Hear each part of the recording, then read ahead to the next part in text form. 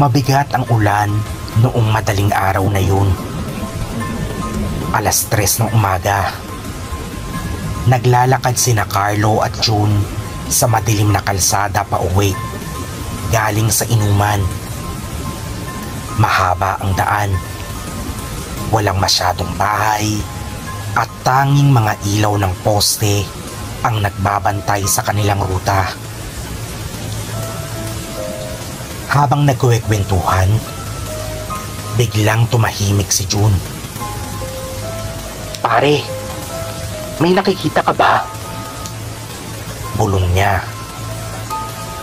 Nilingon ito ni Carlo. At sa di kalayuan, sa ilalim ng mahinang poste ng ilaw, may 3 figura silang napansin.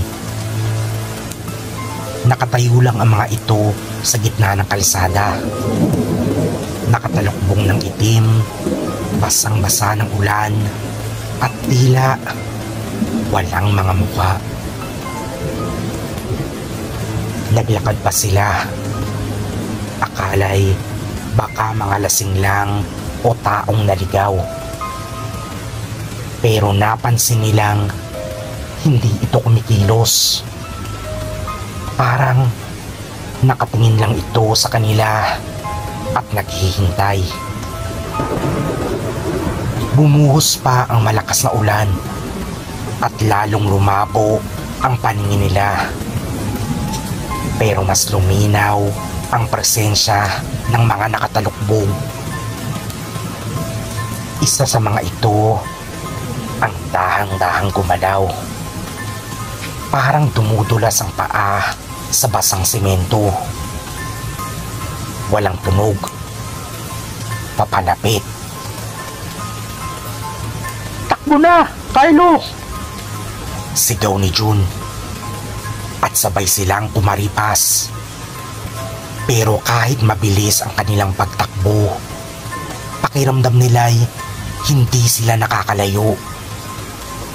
Sa bawat kanto na nililingon nila, nandoon pa rin ang mga figurang nakatalukbong, nakasunod at lalong dumarami.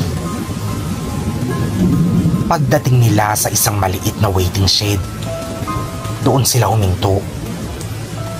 Hingal na hingal. Walang tao sa paligid. Walang dumadaang sasakyan. Inakala nilang ligtas na sila hanggang sa bumagsak ang kulog. At sa kidlat na dumaan sa langit, nakita nilang nakatayo na sa tapat ng waiting shed ang mga nilalang. Basang-basa, nakatalukbong pa rin ng kulay itim at sabay-sabay na nakatitig sa kanila. Parang bumubulong ng hindi maintindihang wika. Nagdilim ang paningin ni Carlo at huling naalala niya ay ang malamig na hangin na tumampi sa kanyang batok, na para bang may humawak sa kanya mula sa dilim.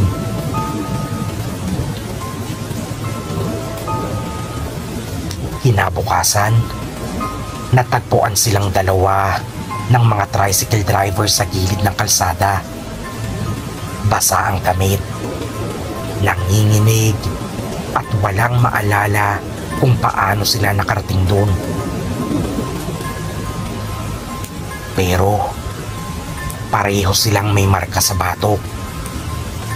3 mahahabang gasgas na parang kuko.